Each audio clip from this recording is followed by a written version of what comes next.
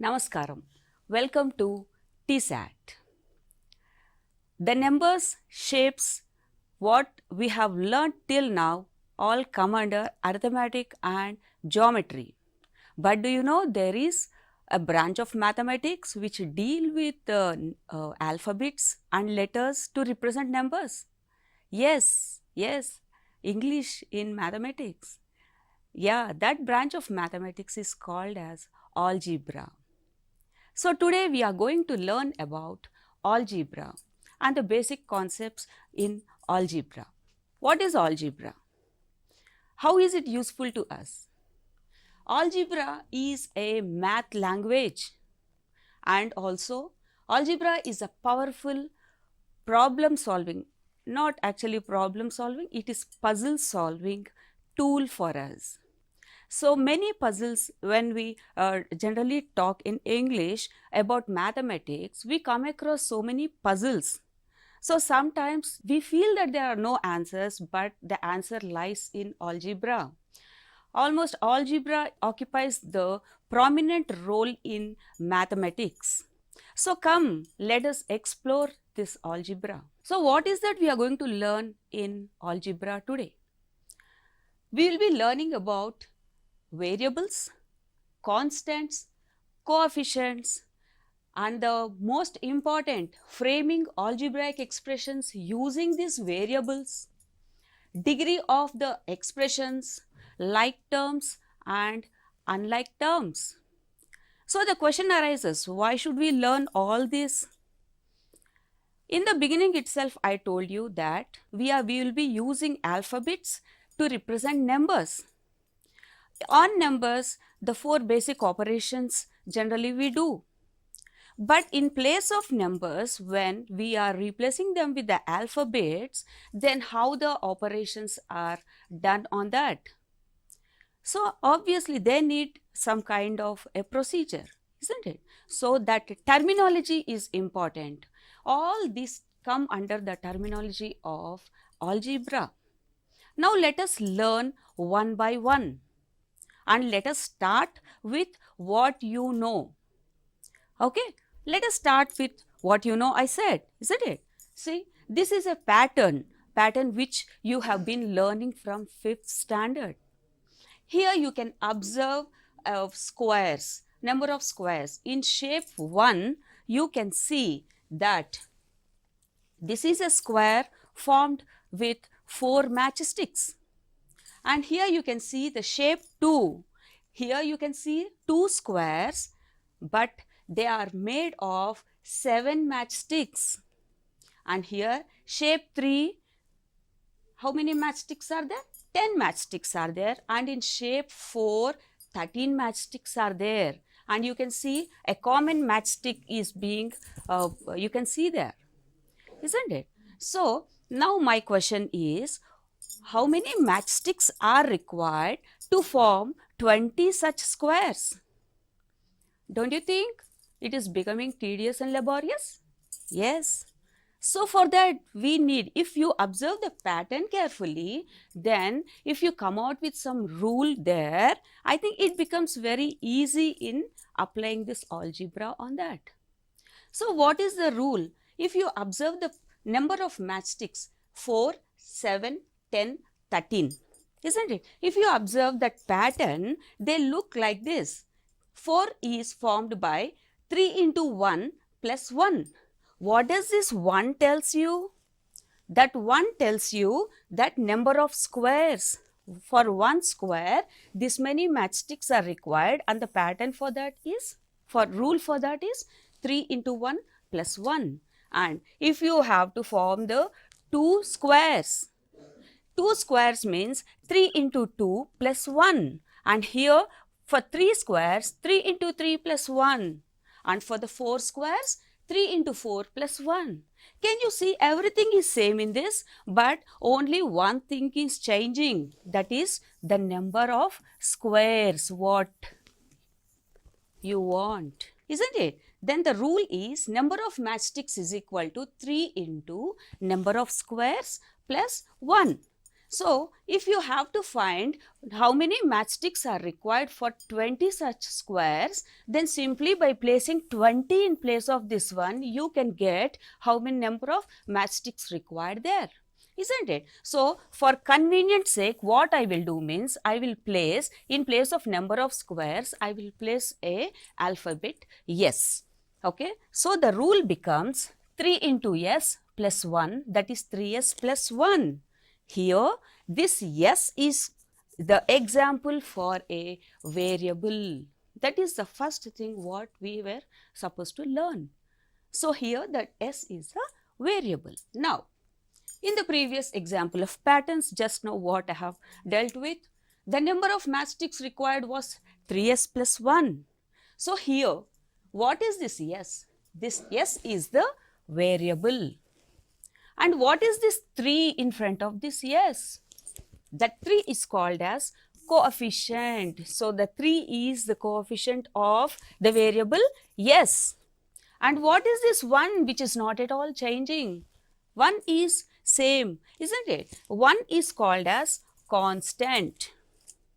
Okay, we can use any letter in place of this variable, whatever I said, but we have replaced it with S, isn't it? Not only S, you can use any alphabet like M, N, S, P, X, Y, Z, A, B, C, anything you can use.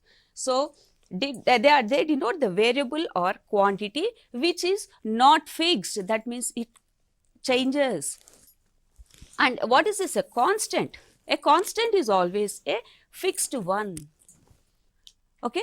So, variable is a quantity which always changes, and a constant is always a fixed, and it has a fixed value. Now, coming to next part of this is expression. That means what? We understood what is a variable and what is a constant.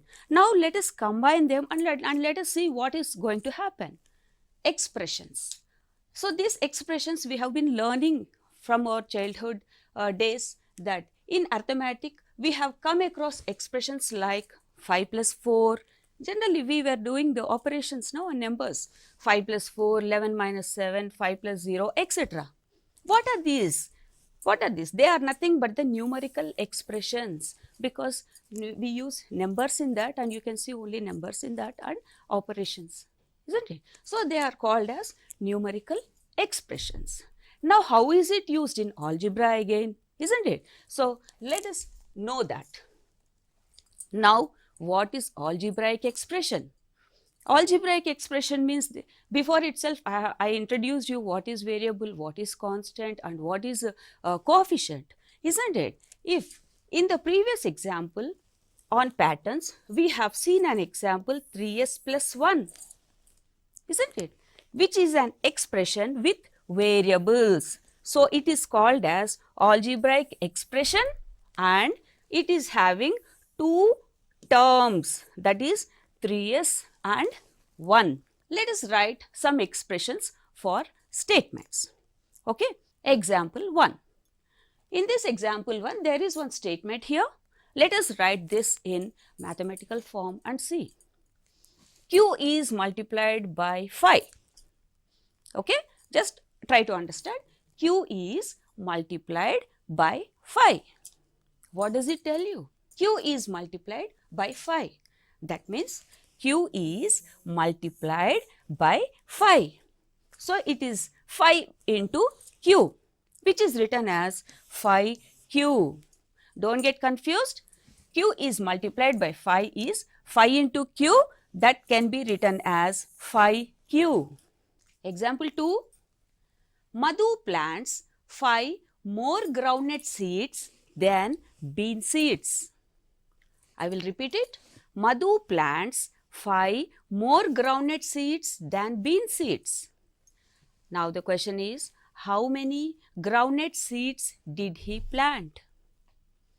Okay. So, here to get the answer, first of all, you should know how many bean seeds have been planted, isn't it? So, did he mention how many bean seeds? No, he has not mentioned. Okay. He is just telling that Madhu plants 5 more. More means what? plus more groundnut seeds than bean seeds. So, as beans we do not know how many bean seeds are there. So, in place of bean seeds, we will be placing one variable P. Okay. Therefore, number of groundnut seeds will be P plus 5. Isn't it?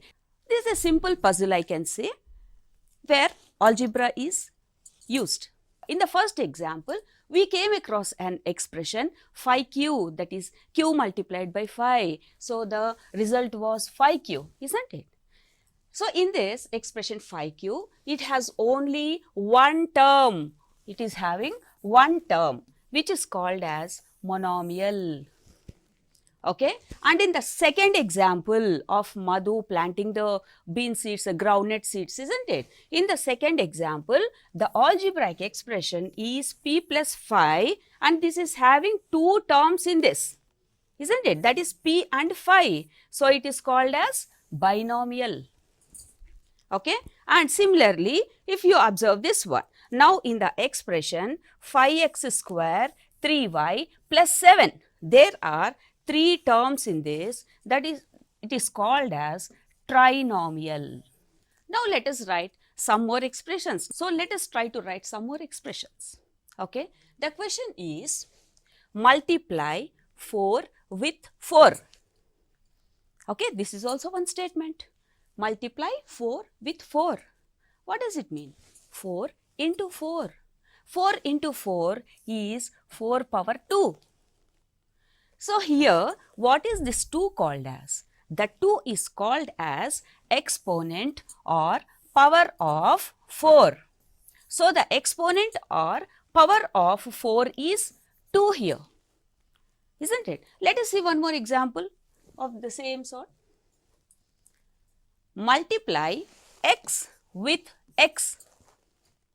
So, in the same way, x into x is what? It is x square, isn't it? Here, the exponent of x, what is the exponent or power of x? It is 2. So, the exponent of x is 2. What is the exponent of p? We get a doubt here. P is not having any exponent, isn't it? So, don't worry, the exponent of p is always 1. Now, what is the exponent of expression x, y, z? Now, there is a combination. Now, what is the exponent of the expression x, y, z? Let us see. The exponent of x, y, z is, in just previous example, we have seen the what is the exponent of p means it was p power 1, isn't it? So, here also x power 1 into y power 1 into z power 1. So, what is the total power here? So, the exponent, that is 3, isn't it? So, the exponent of x, y, z is 3. Now, let us know about like terms and unlike terms. Till now, we were dealing with variables and exponents and powers. Okay? Just because they are very much related to these like terms and unlike terms. Until and unless you know them well, you get grip on them, it is very easy to know about like terms and unlike terms. Like terms and unlike terms. See, here there is one example, two expressions are there, phi x and 8x. Okay. If you observe carefully, the two expressions phi x and 8x have the same variable x, same variables, the same exponent. What is the power of x here? 1. So, here in these two expressions you can see that the variable is the same and also the exponent of the variable is also the same, that is 1. Okay, just remember this example. Now, let us see one more example. The two expressions 7a cube and 14a cube have the same variable. What is the variable here? A is the variable and what is the exponent? The exponent is the same 3. So, the variable is not changing and the exponent or power is also not changing, that is 3. Okay, remember this example also. Now let us see the third example. Here 3xy square and 4x square y. You have the same variable x and y. So, no problem in that. But if you observe the exponents of the variables, here the exponent of x is 1 and here the exponent of x is 2 and the exponent of y is 2 here and the exponent of y is 1 here. Exponent, the powers are changing, isn't it? So, that is why in the first two pair of terms are called as like terms, like what we have seen in this 5x and 8x and 7a cube and 14a cube, they are called as like terms. And the third one, these two are the pair of unlike terms. Till now, we have learnt about variable, then exponents, isn't it? Now, let us slowly go into the third topic, that is degree of algebraic expression. Degree of the algebraic expression is very much related to the previous thing what we have learnt. So, how do we assess this degree of algebraic expression? Let us consider a monomial 9x square y square. What is the degree of this monomial? Here you can see the exponent of x is 2 and the exponent of y is 2. The sum of the exponents is 4, isn't it? 2 plus 2 is 4. Therefore, the degree of x square y square is 4. As simple as it is, isn't it? Let us see one more example. Degree of algebraic expression. Here, there is an algebraic expression 4x square plus 3xy plus y. Here 3 unlike terms you can see. When 3 unlike terms are there in the algebraic expression, and it is a trinomial also, isn't it? So, here, then how to assess the degree of this algebraic expression? Okay, nothing to worry in this. You have to see the degree of each monomial and the highest of 3 gives the degree of the whole algebraic expression. Just the degree of 4x square, the first term 4x square, what is the degree? Degree is 2, and the degree of the second one, this we have already done 1, 1, 1. How much, what is the degree? Degree is 3, and here the degree is 1.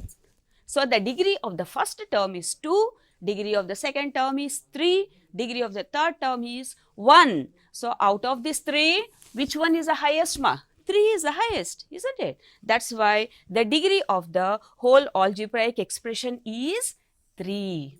Isn't it very easy?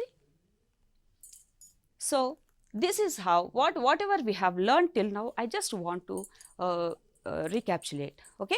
The first one is, we learnt about the variable, coefficient, and what is constant. Slowly, we learnt about the algebraic statements, writing the statements into algebraic expressions, and then we learnt about the monomials, binomial and trinomial. Then we learnt about the exponents. Okay. Then slowly we stepped into like terms and unlike terms, and finally with the degree of the algebraic expression. Okay. How much you have understood? If you can do this assignment, I think the topic was useful to you. You have to write the algebraic expression for these phrases. The number decreased by 92. Decreased means what? Is it plus or minus? Minus. The sum of 89 and a number. The number added to 36. The sum of number and 26. The difference between 46 and a number. The sum of a number and 43. And the quotient of 20 and a number. A number increased by 65. The sum of 70 and a number. The number increased by 18. 55 times a number. 14 times a number. A number increased by 65.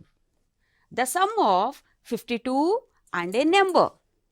75 more than a number. In each and every question you have seen a word number, but you do not know what that number is. So in place of number, place a variable and see. You can see the solutions here. In place of a number, I have used n. N is the variable here, and to every statement, according to the statement, the algebraic expression is formed. So these are the solutions for the algebraic expressions. I think the topic is useful to you, and let us meet with the next topic, that is operations on algebraic expressions, in the next class. Thank you very much.